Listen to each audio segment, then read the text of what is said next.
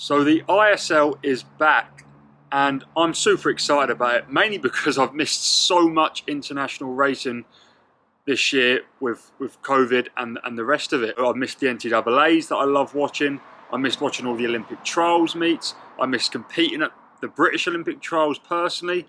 And obviously the most important and impactful one was missing the Olympics, which will happen, but you know, at the end of the day, it's an international meet we'll never get back. So more than anything, I'm just excited that we are going to be able to watch the world's best swimmers, bar a few, race for an extended period of time in a short course meter format. And I specify short course meters because I think it's the most forgiving way to race. Maybe yards is for the Americans, but short course meters is a lot more forgiving, and I mean in the sense that it will be faster. If everyone was thrown in the deep end racing long course again, then well, it might not be super fast, but I think short course people have been back training long enough that we're going to see some scarily fast times. And dare I say it, I would like to see a world record in this ISL season. Maybe I'll get treated to more than one.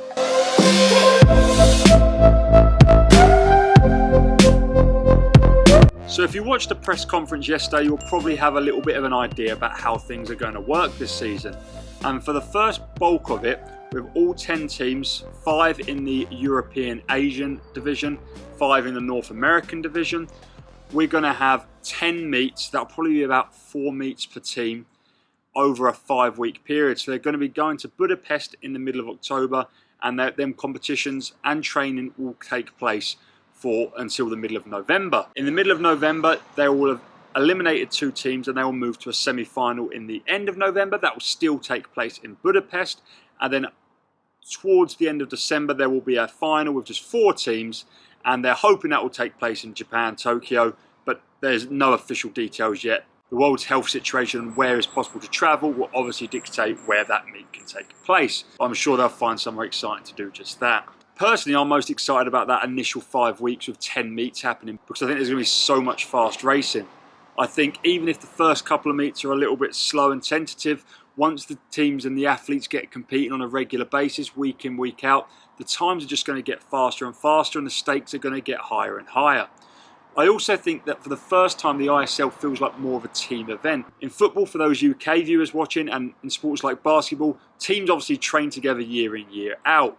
Whereas in the ISL, I just found like, yeah, there was teams, but they were just a group of swimmers from all over the world of different training bases competing together on a one-off occasion. I think if they are at least training together that 5 or 6 week period, that there'll be a little bit more of a team spirit and a little bit more of an actual, well, team ethos going on.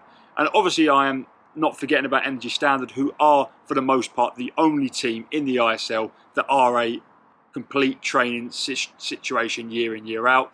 And I think that's probably one of the reasons why they are so far ahead of the rest of the competition. Now, one of the exciting things about this year is the addition of 2 new teams, the Tokyo Frog Kings and the Toronto Titans. Now, starting with the Tokyo Frog Kings, I just love the brand look, the aesthetics, the logo.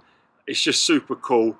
And the team looks great. They've got a lot of new members. There wasn't a lot of Asian swimmers in the ISL last year, and the majority of this team is Japanese, which adds some huge new names into the mix. The likes of Kazuke Higino, who I don't need to say any more about. Shoma Sato, the new World Junior record holder in the 200 breaststroke. He's been popping off for the last couple of years. Shimri Shura, one of the fastest sprinters in the world. Yuri Hoshi, who won a medal in the medley last summer at the World Championships. Reina Aoki, another great Japanese woman. And of course, they will have the signing of Daya Sato, who set the ISL Elite last season with a world record in the 400 IM. They also get a little bit of international talent.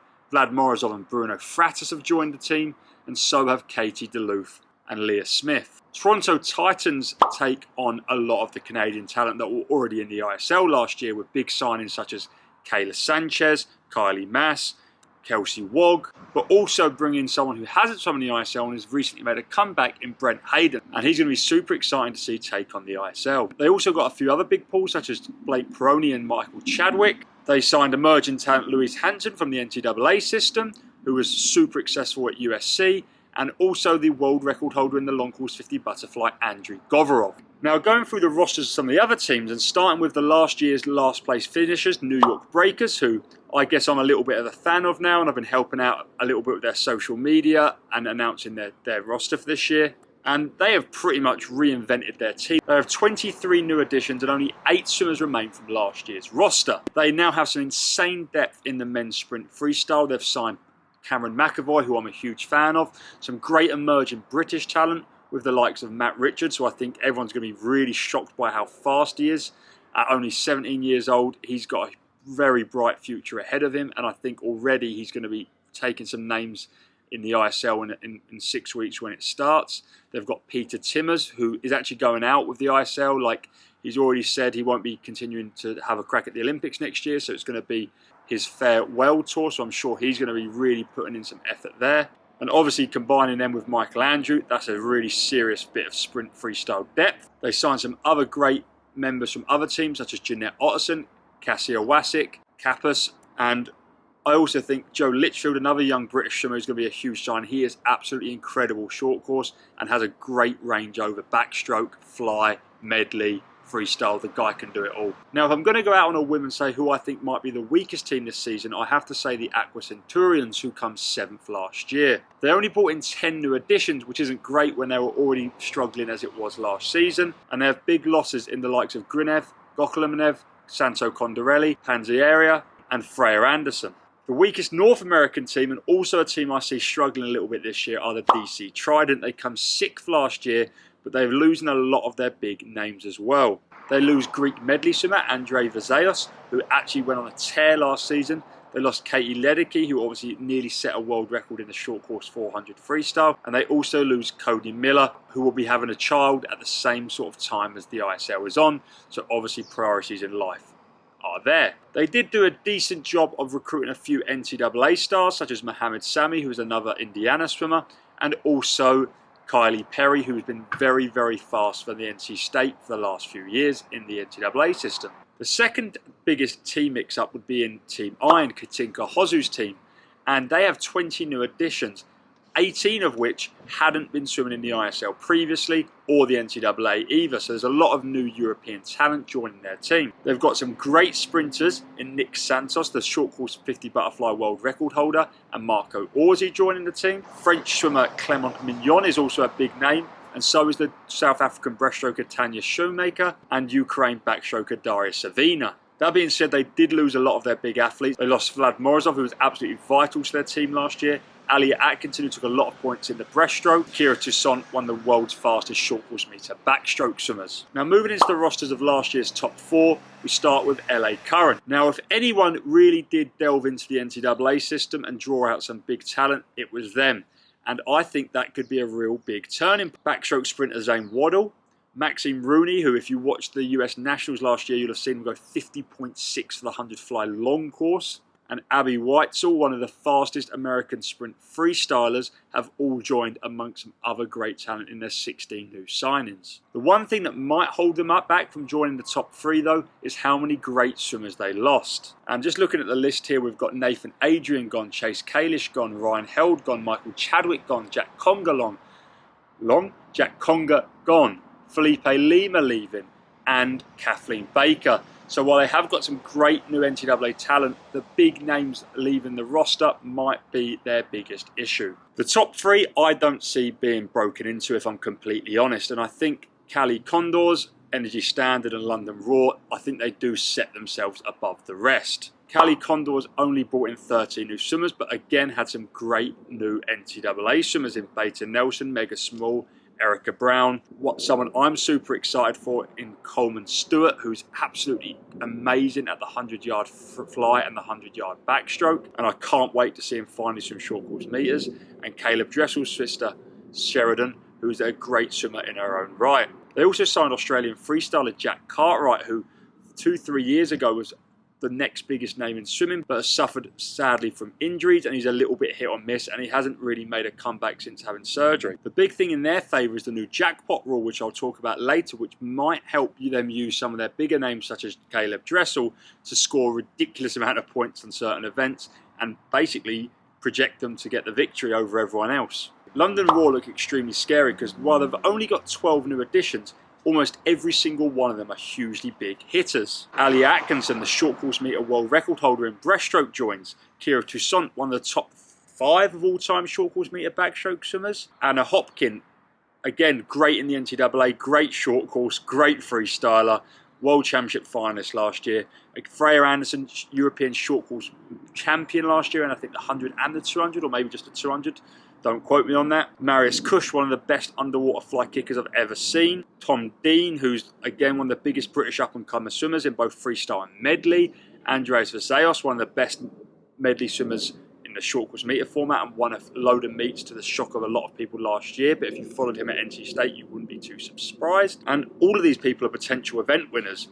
Pack that with their already deep team with the best Australian women, the likes of Adam Peaty, Duncan Scott, James Guy, and you've got potentially a winning team right there. Finally, do the best get better? I think so is the case with Energy Standard. They didn't get a huge amount of signings, but I think people like Danis Rapsis and Siobhan Howie are just going to be absolute gold mines in terms of getting points for the team. And Felipe Lima as a new breaststroker, Pernilla Bloom to add to their relay depth, and Matt Grievous aren't bad signings either. Other than Sato, they didn't have any huge losses other than maybe Chupkov and Sanchez, but I think Lima being more sprint orientated is probably a better breaststroker for the team than Chupkov anyway, and they've got enough freestylers to already replace Sanchez.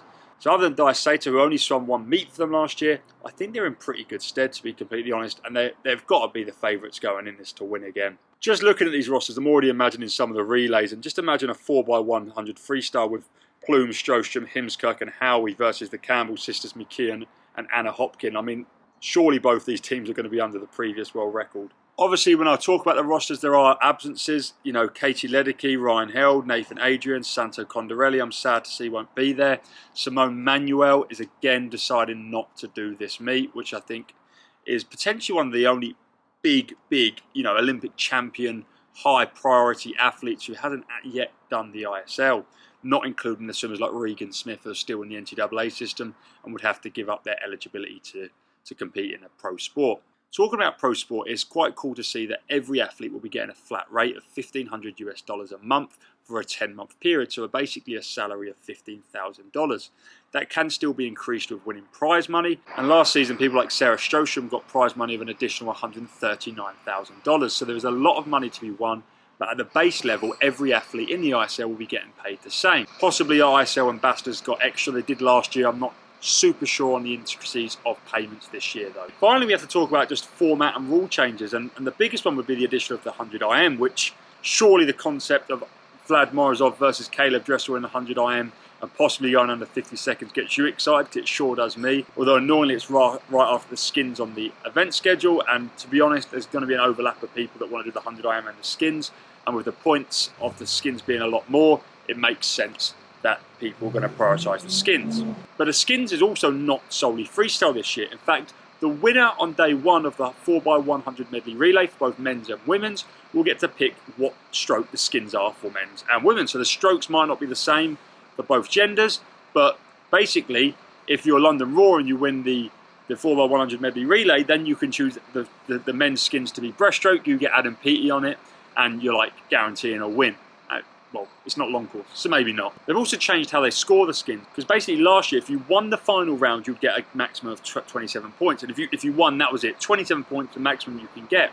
Now you get points for each round. So you could win the final round, but only snuck through the earlier rounds, and you wouldn't get an overall max score as much as if you win every round. So now there's a maximum of 32 points instead of 27 if you can win every round. Whereas if you come 4th, 2nd, and then win the final round, conserving a little bit of energy on the way, you wouldn't get an overall maximum total as much as if you win every round, which I think is good. It adds to the excitement, because now people are going to be trying to win the rounds, or even if you're super fast, you could just say, I'm going to win the first round and just take the death in the second round. But the biggest new mechanic, let's say, without doubt, is the jackpot rule.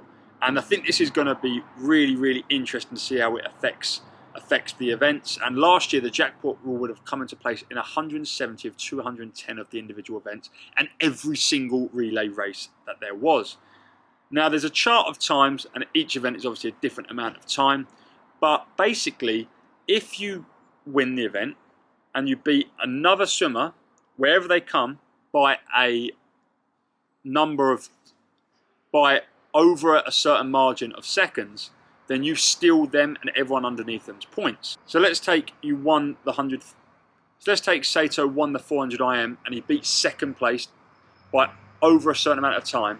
He would take the points from everyone. So everyone would get 0 points and he would get everyone's points. So basically a lot of points. It doesn't just work like that. You don't just have to beat the second place. If you just beat 7th place by a certain margin of time, you would just get you'd get 1st place points, and you'd also get 7th and 8th points, and they would then get 0.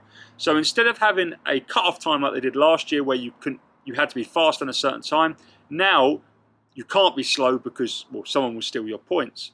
I especially think in relays and skins there are going to be these margins regularly broken. Anyhow, I know this was a bit of a longer video of me just delving into the ISL, but I am super excited. I'm sure you are as well. And I want you to let me know in the description both who your favourite team is and that you're going to be supporting, and also who you think is going to win the ISL 2020. As always, thanks for watching. Leave a like if you enjoyed the video, subscribe to the channel, and I'll see you on the next video.